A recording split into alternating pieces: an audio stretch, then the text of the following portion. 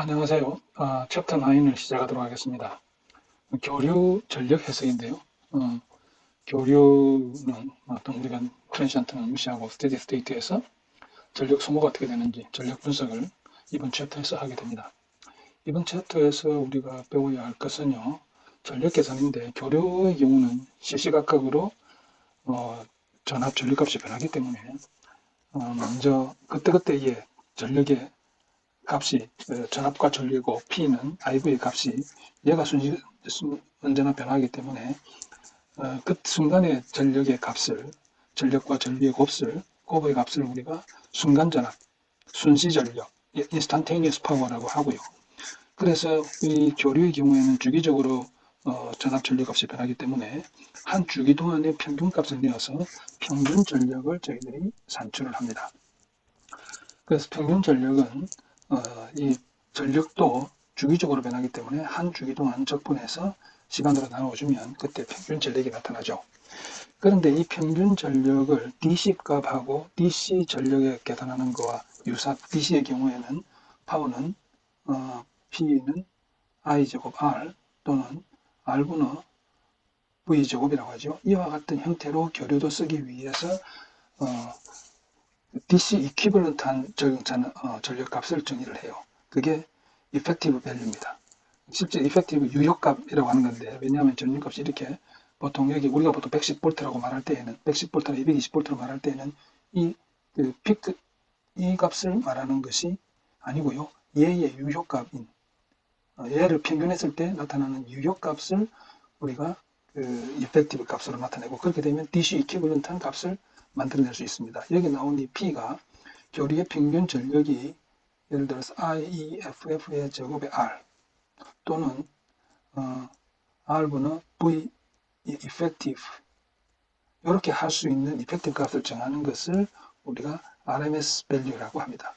이 RMS는 평균을 취하는 방법인데요. 방법 중에 하나인데 이것은 root of mean of square of 예를 들어서 그 신호가 xt, it 혹은 vt 되는 거죠.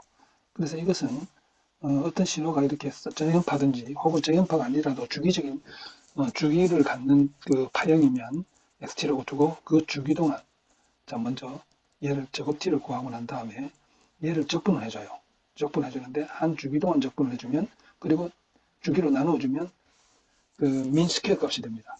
여기다가 루트를 씌워준 값을 우리가 어떤 신호의 평균값 얘를 x의 이펙티브 값 또는 얘를 x의 RMS 값이라고 얘기를 합니다. 그래서 이 RMS 값을 계산하는 것을 저희들이 배우고요.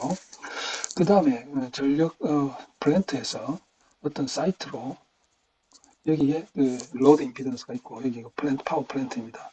전력을 보낼 때에 가장 여기에 맥시멈으로 보낼 수 있는 전력을 효과적으로 보내는 것이 굉장히 중요하죠. 그래서 일반적인 우리가 DC 회로에서 파워 소스에서 내보였던 것이 있고 여기에 GL을 어떤 식으로 해야 이때 태어난 equivalent impedance 여기가 VS 이렇게 됐을 경우에 GL이 어떻게 되어야 맥시멈으로 전력을 이쪽으로 보내줄 수 있겠는가. 그래서 어떤 시스템이 이렇게 플랜트가 이렇게 정해졌을 때에 여기에 맥시멈 파워를 전달하기 위해서 GL의 값은 어떻게 돼야 되겠는가. 우리가 DC의 경우에는 RL은 RTH가 되게 되면 이쪽 로드 측에 가장 많은 파워가 전달된다는 것을 학습을 했습니다. 교류의 경우에도 유사합니다. 그 경우를 저희들이 학습을 하고요. 그 다음에 이제 여기 AC 파워에서는 AC 전력에서는 우리가 임피던스가 R 플러스 JX 해서 이 리액턴스 때문에 파워도 컴플렉스 파워가 됩니다. 그래서 이 S는 볼티지 페이저 곱하기 커런트 페이저의 컨주게이트를 해주게 되면 P 플러스 JQ라는 컴플렉스 파워가 되는데 이 P는 우리가 DC에서 이야기하는 그냥 리얼 파워입니다. 그런데 이 JQ, D 같은 흡수 파트는 리액티브 파워입니다. 리액턴스에 의한 파워죠. 얘는 실제로는 유효한 전력이 아닙니다. 얘는 우리가 P는 유효 전력이고 Q는 무효 전력이에요. 얘는 소비되지 않는 전력이고 커패시터나 코일에 저장되었다가 배출되었다가 할 수 있는 그 용량입니다. 왜냐하면 좀 이따가 보겠지만 인덕터나 커패시터는 전력을 소비하지 않습니다. 다만 에너지를 스토어했다가 릴리스했다가 이 일을 반복하게 되는 거죠.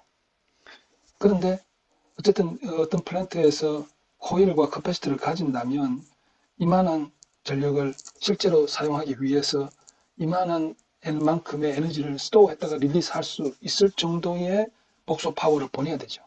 그래서 Q가 커지게 되면 이 Q가 커지게 되면 S의 절대값이 커져야 됩니다.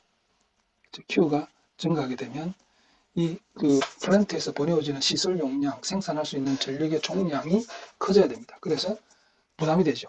그런데 이제 전기 요금을 매길 때에는 이 리얼 파워 얘를 측정해서 얘를 기준으로 실제로 전력을 소비하는 건데 Q는 전력 소비량이 아니니까 그 대신에 용량을 그만큼 키워야 되기 때문에 플랜트 측으로서는 부담이 되는 거죠. 그래서 이 P와 Q, P, Q, JQ가 이렇게 되면 요 값, 그렇죠? 요 B값을 얘가 P고 얘가 P고 얘가 Q예요. 이때 여기가 복수 파워에 이 코사인 세타는 이 값이 커지게 되면 효율이 좋은 시스템이고요. 이 코사인 세타 값이 커지게 되게 되면 작아지게 되게 되면 Q 값이 커지게 되니까 S 값이 커져야 돼요. 이제 그래서 비싼 요금을 물리게 되는 거죠. 그래서 이 B 값을 우리가 역률, 파워 팩터라고 합니다. 그래서 우리가 파워 팩터를 이해를 하게 되면 파워 팩터가 낮으면 비싼 요금을 똑같은 소비 전력에 대해서 비싼 요금을 지불을 해야 됩니다. 그래서 공장에서는 이 파워 팩터를 줄이는 회로를 설치를 하게 되죠. 다시 말하면 이 파워 팩터가 낮아지는 이유는 코일 때문에 낮아지게 됩니다. 이것은 주로 모터들이죠. 그렇죠? 그런데 공장에서는 모터를 사용하지 않을 수 없죠. 그래서 이 모터를 많이 사용할 경우에는 반대로 커패시터를 붙여 넣어줘 가지고 역률을 개선을 시키게 됩니다. 그러면 좀 더 싼 전기요금을 낼 수 있죠. 그래서 설계를 할 때 전기요금과 커패시터 설치 용량의 가격을 비교를 해서 더 유리한 쪽으로 설계를 하게 되는 겁니다. 이런 것을 이번 챕터 9에서 공부하도록 하겠습니다.